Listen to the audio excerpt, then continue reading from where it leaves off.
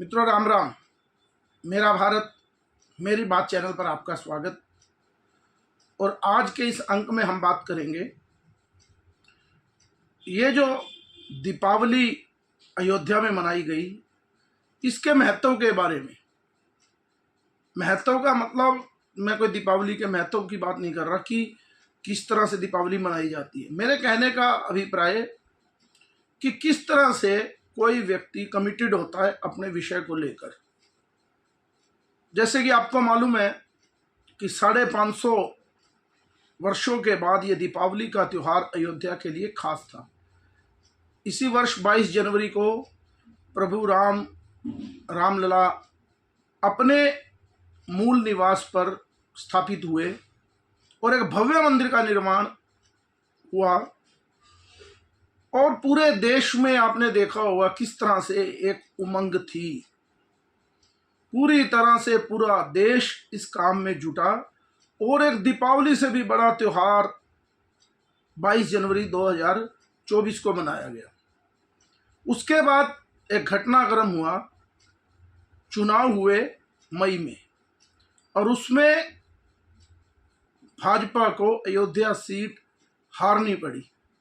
और इस हार के बाद एक बहुत बड़ा मजाक संसद में भी और पूरे देश में और पूरे विश्व में मनाया गया। आपको ध्यान होगा कि अखिलेश यादव अपने साथ साथ जो वहां से सांसद बने अवधेश प्रसाद, उनको लेकर घूमते।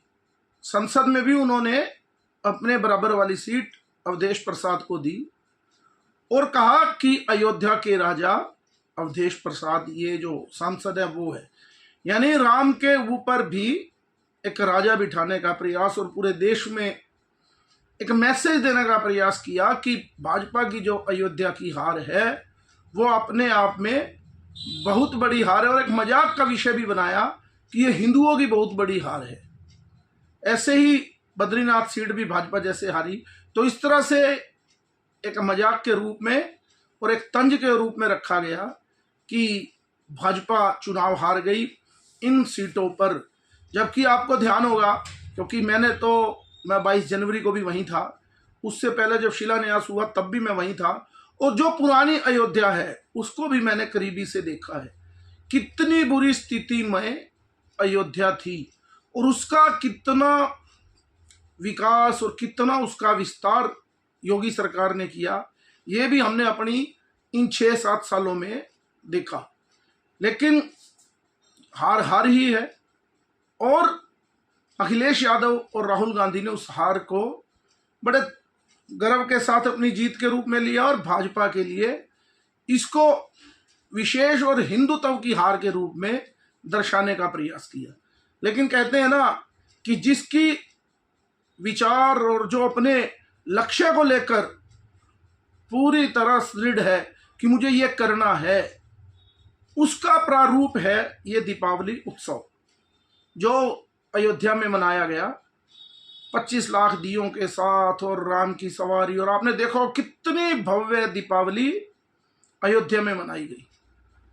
यानी कि इस दीपावली के पीछे का मकसद केवल ये नहीं कि हार जीत, चुनाव हारने के बाद भी योगी मोदी का जो कमिटमेंट है अपने हिंदुओं के प्रति, अपने देश के प्रति, उसको साबित करता है।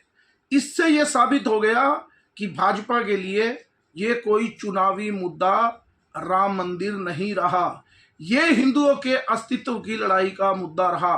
क्योंकि बहुत सी चर्चा चली कि राम मंदिर से क्या मिला, क्योंकि राम मंदिर केवल एक मंदिर ना होकर हिंदुओं के अस्तित्व का प्रश्न था कि कुछ लुटेरे आते हैं, भारत को लूट कर ले गए और वहां अपनी संस्कृति का परचम फहराया और हिंदुओं को अपमानित किया, उनके मंदिरों को तोड़ा। मंदिर बहुत है, लेकिन इस राम जन्मभूमि का महत्व ही कुछ और है।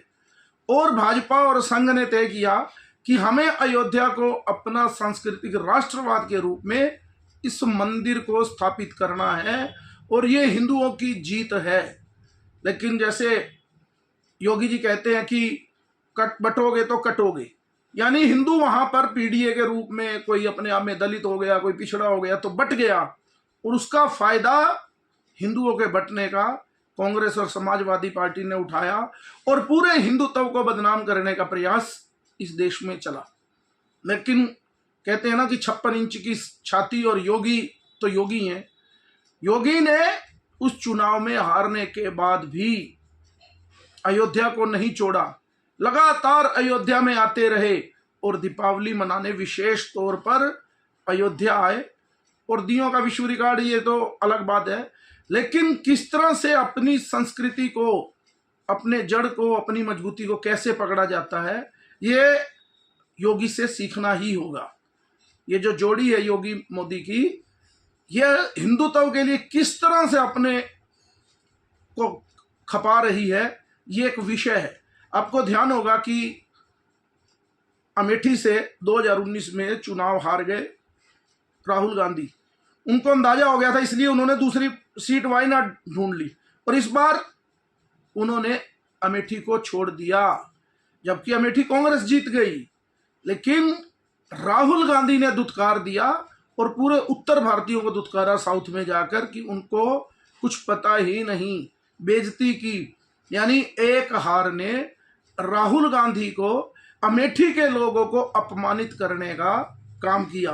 वो अमेठी की जनता है, उन्होंने फिर से राहुल गांधी की पार्टी को जिताया, लेकिन राहुल ने अपने कृत्य से एहसास करवाया कि मेरे लिए अमेठी के लोग कोई महत्व नहीं रखते।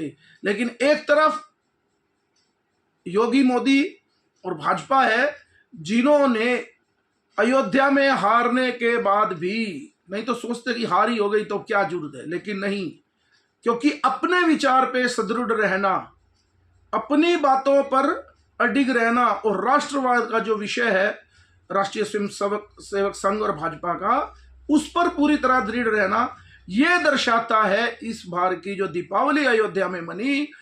पिछले 6 साल से ही दीपों का उत्सव चल रहा है, जब से योगी सरकार आई। उससे पहले तो अयोध्या में कुछ नहीं था, और अगर गलती से 2027 के बाद योगी की सरकार नहीं बनी तो उसका आकलन आप कर ही सकते हैं कि क्या स्थिति अयोध्या की होने वाली है। यानी कि किस तरह से अपने राष्ट्रवाद को लेकर चलना। और योगी आज भी समय समय पर बता रहे हैं कि बटोगे तो कटोगे। अभी आपने देखा होगा महाराष्ट्र में 1-2 मौलाना मुफ्ती हैं जो उन्होंने रैलियां की हैं। एक तो ये कह रहे हैं कि 25 सीटों की लिस्ट शरद पवार को भेज दी उन्होंने कि ये सीटें मुसलमान को दे दो और हम बटेंगे नहीं मुसलमान, और एक होकर वोट करेंगे और कांग्रेस को जिताएंगे। एक और मौलाना है, वो कांग्रेस के मंच पर कह रहे हैं कि हमारा जो हीरो है, हमारा जो शेर है वो राहुल गांधी है, हम मुसलमानों को, इस हिंदूवादी सरकार को हटाना है। यानी वो पूरी तरह से मुसलमान की और कांग्रेस के गठजोड़ की बात करते हैं, तो ये देश सेकुलर रहता है। जैसे ही योगी ये बात करते हैं कि बटोगे तो कटोगे, तो एक शब्द निकल कर आता है कि भाजपा तो कम्युनल पार्टी है, वो कट्टरपंथ दिखाती है, जबकि हिंदुओं को जागना होगा। अयोध्या जो लोग कहते थे कि राम मंदिर केवल भाजपा के लिए चुनावी नारा है, लेकिन योगी ने साबित कर दिया कि वो चुनावी नारा नहीं है, वो हमारा कमिटमेंट है इस देश के प्रति, हिंदुओं के प्रति। तो ये बात हम हिंदुओं को भी समझनी पड़ेगी कि किस तरह राष्ट्रवाद के विचार के साथ हमें भी साथ चलना होगा। नहीं तो जो बटोगे तो कटोगे, जैसे मैंने एक अंक में बताया था कि कब कब कटते रहे और कितना छोटा हिंदुस्तान होता रहा, तो उसके लिए भी हमें तैयार रहना होगा। तो आज के अंक में इतना ही। मेरे इस चैनल को लाइक कीजिए, सब्सक्राइब कीजिए और ज़्यादा से ज़्यादा शेयर कीजिए। भारत माता की जय, वंदे मातरम, जय श्री राम।